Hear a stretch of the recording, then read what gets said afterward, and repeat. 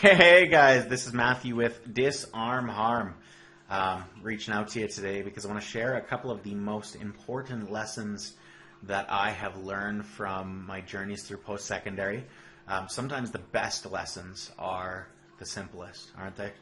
I've come to find that if you can distill something down into its simplest format, most often, not always, most often, that's usually the best outcome.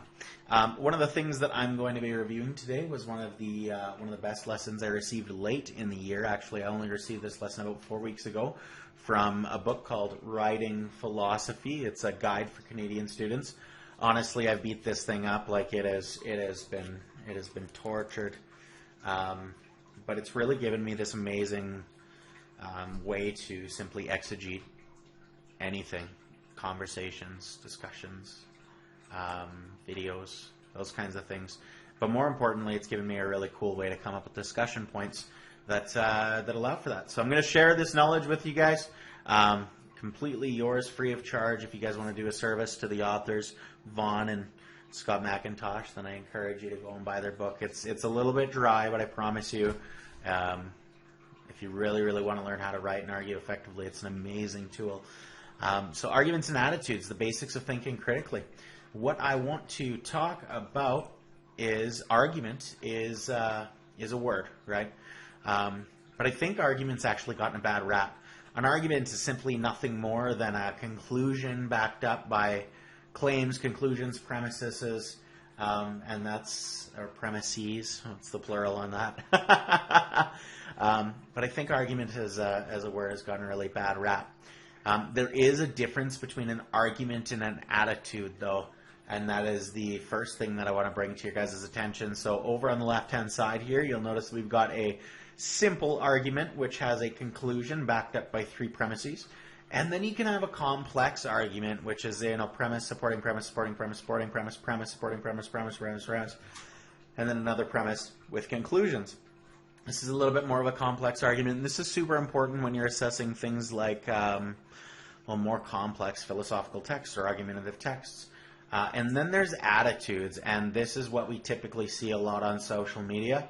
Attitudes are arguments that are supported by out-of-control emotions.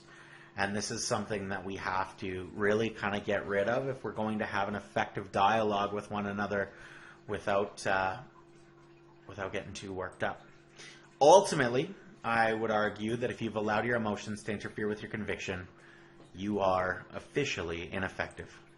Now, in order to evaluate whether or not something is actually worth your belief, I want to touch on a couple of points. First one is that does the conclusion of the argument logically follow from the premises created? And what I mean by logically is that if the reasoning is actually fallacious and they're attacking people, or they're creating this whole giant straw man argument, really, if the reasoning is completely fallacious, then the conclusion is poorly supported. Another one is the fallacy of the slippery slope, which implies that if you step on that ledge, you're going to end up going down to ultimately your demise.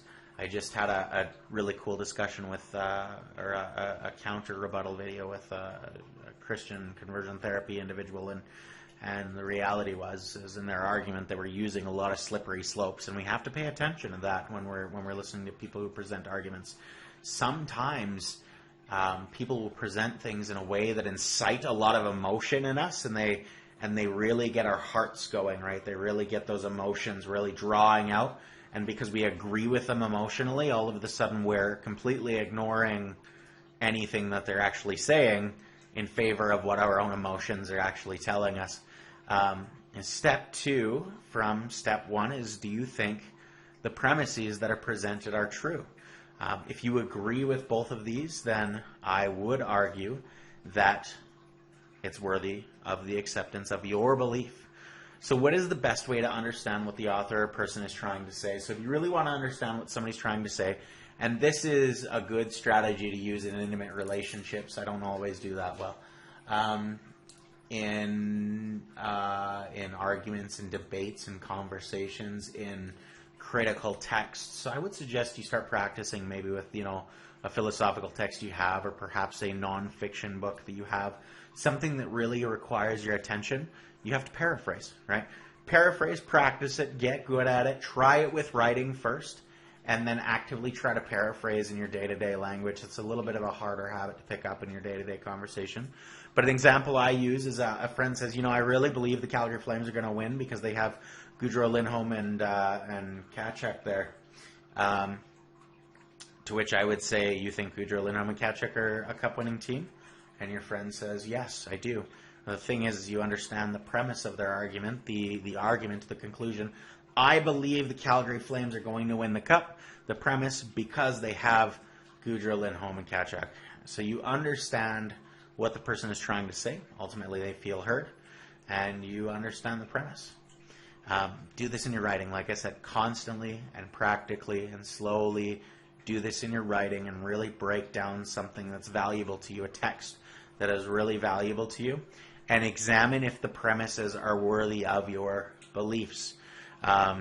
You believe the statement, you can say, I agree with you. I think those 3 players make a great addition to the team because you've accepted the premise that supports the conclusion of your friend. You don't believe the statement.